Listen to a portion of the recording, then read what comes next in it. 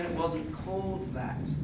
It's called the Get Down because that's what extending the break was called, the Get Down. I mean, we were privileged to be working with one of our associates, I think 2 nights ago, Nelson, down at the office, who was explaining this to us, a fellow called Grandmaster Flash.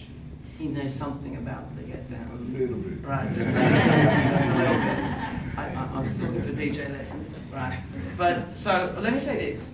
One thing we've chosen, and the President touched on it, we're not doing an autobiography of a single person. All of the very important forefathers of that cultural phenomenon will be given not only due respect but recognition, but we are telling a story. So our group of youth, they're mythological. They form a mythological group. So we will be having classic music, but we will be creating our own music as well. And that's why working with someone like Flash and all of the forefathers and people who really understand back in the day how the DNA was built, that's very, very important. So there will be classic works and new interpretive works in the music. Hi, I'm from Ten Winds. What was your name? It's Carol. Hey, Carol. Hi. Could you tell me, like, where in the process you are? You're still working with him, and where along the process? When do people audition, and what is your projection date? Sure. That's a very helpful question for me. Tom, where in the process am I? We go to camera May 21st. We're casting now. We're writing now. Yeah. I need you. Somebody. Okay. Well, Tom says it very, very directly. I'll say with lots of flowery language, right? One, I've been on this thing about this for over 10 years. I've been in and out of it. One stage I thought of doing it as a film. I think about, I don't know, I'm bad with numbers. Ask the studio. Ask Tom. Terrible with numbers, right? And dates. But let me say this. We've been working with a team of writers now for nearly 2 years, I think. Nelson's part of that team of writers. Aaron, who is here today, is part of that team of writers. They're very varied. Many of those writers actually grew up in the Bronx at the time the story takes place. One of them, Seth, was in fact responsible for some of that graph on some of those trains. So we've been doing that part of it. We still work as a team of writers. Right now, as I speak to you, and this is a bland and very blunt plug, we are casting. And right now we are looking for Latin and African American males and females between 18 and I'm going to say 25 now, actually. And we are obviously going the traditional process. We're looking around the world. Specifically, we're looking out of Los Angeles and the New York professional casting mechanisms. But we have a website, and it's specifically right now, we're very focused here in the Bronx.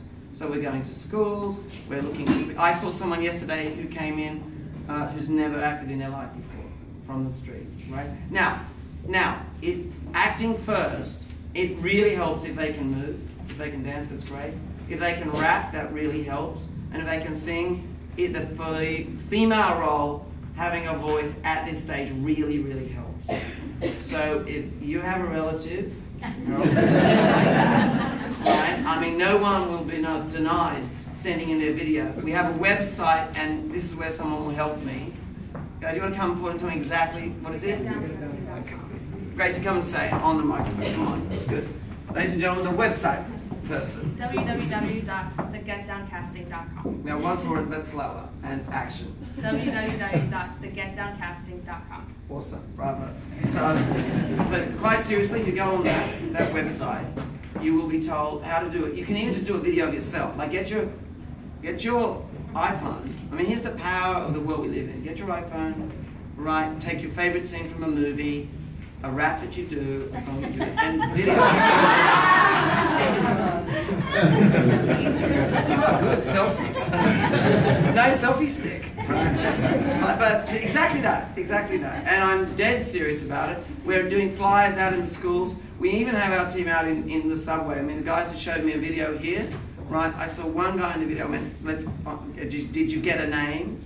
So it's that open a call. You know, now, if it ends up being a lead player who's just been in a movie, great. But it wouldn't be the first time.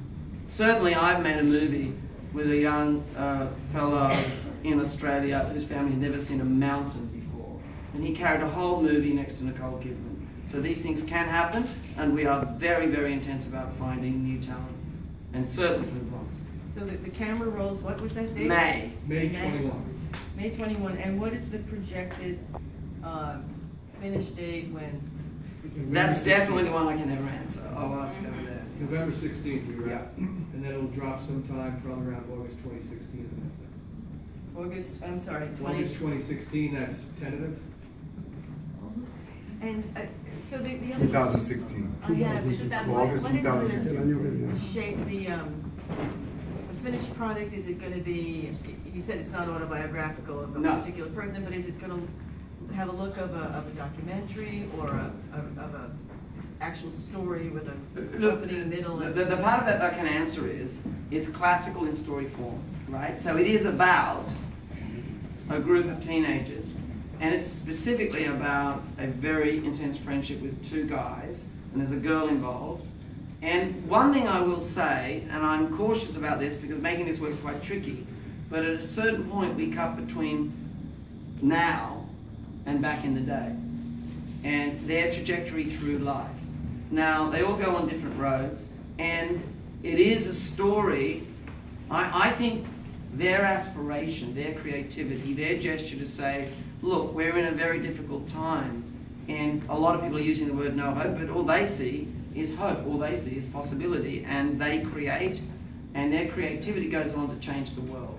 And I would like to come, I actually, and I don't say this lightly, I do think that President Diaz said it extremely well.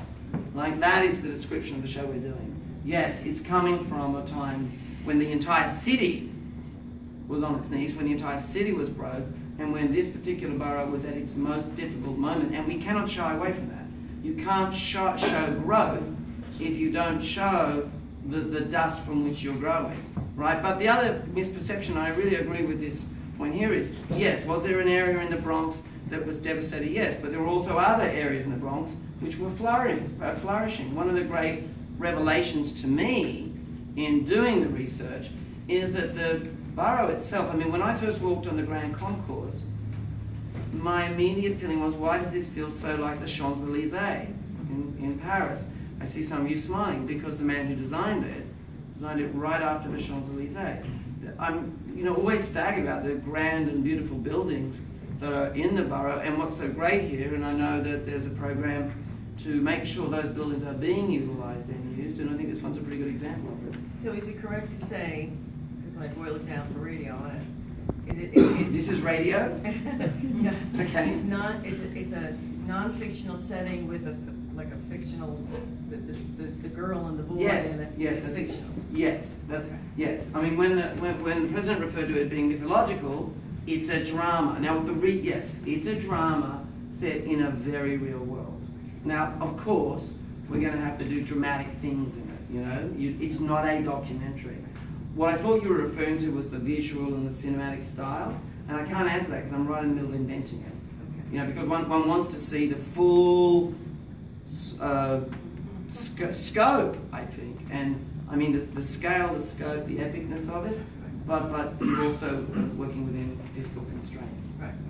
You can, yeah. take one more. Yes, I want more detail about how this story came to you. Why it's important for you to tell the story about the Bronx? I live in the Bronx. Great question. What is important? What Yep, great question. Look, I've actually done a lot of music. In fact, I have a label with RCA.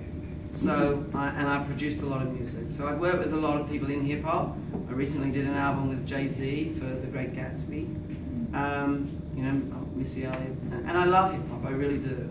But I'm not someone who is singularly focused on hip hop music. To me, there's just good music and not good music.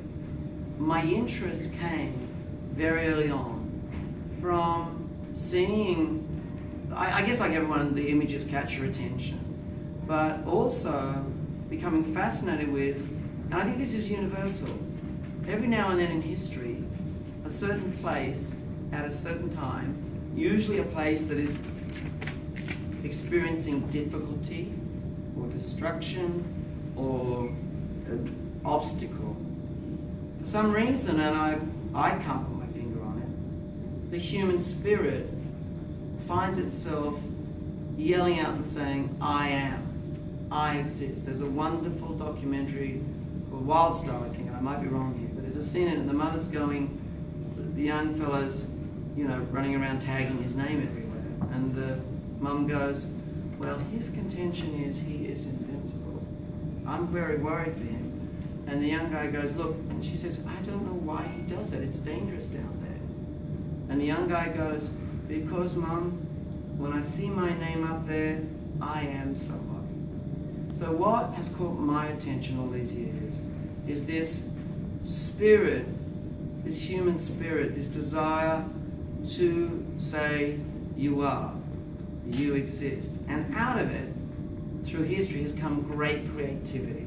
So I know that sounds kind of, you know, maybe abstract, for being very focused on the Bronx and how out of the Bronx a creative force, a creative phenomenon has come that has affected the whole world. I mean, you go to Korea, the beat boying in Korea is crazy. I remember being in the Bronx, researching this some years ago. I came to a school here where graph was being taught, and the fellow who was teaching graph to a South American young student said, my problem is I go to the museum, down the Transport Museum, and I can't find any of the work we did back in the day. I had been in Paris the week before, and in the Cartier Museum, there were actual trains with the graph on it and lines around the block to see it. So it's the idea that culture from one place, how does that come to life? How does that burst into flame? You know, and how is it roaring now? So that's my interest. Forgive my flowery description. That's where it came from. I just agree with Wendy when you said that people have a negative idea about the Bronx. Yes. And you know what? I think we have to bed it there in some regard. I mean, not at all. These kids, you know what? Of all those photographs from that time, you know, you see the buildings, you see the destruction, you see fire, blah, blah, blah. That's one part of it. But what I don't often see people acknowledging is so many of the young people in those photographs are smiling and full of energy and doing things and full of life. And out of that has come transformation. And I think that's really the story we're telling. We are telling a story about aspiration and possibility and transformation. Yes, of course, we're not going to have a sanitized version of the Bronx. That can't happen in the beginning. But we're going to show the transformation of those characters, and I think also the borough itself, because we get to cut to the future and to the past. And now I'm sure one thing, I've talked way too long. That's what my wife would be saying if she was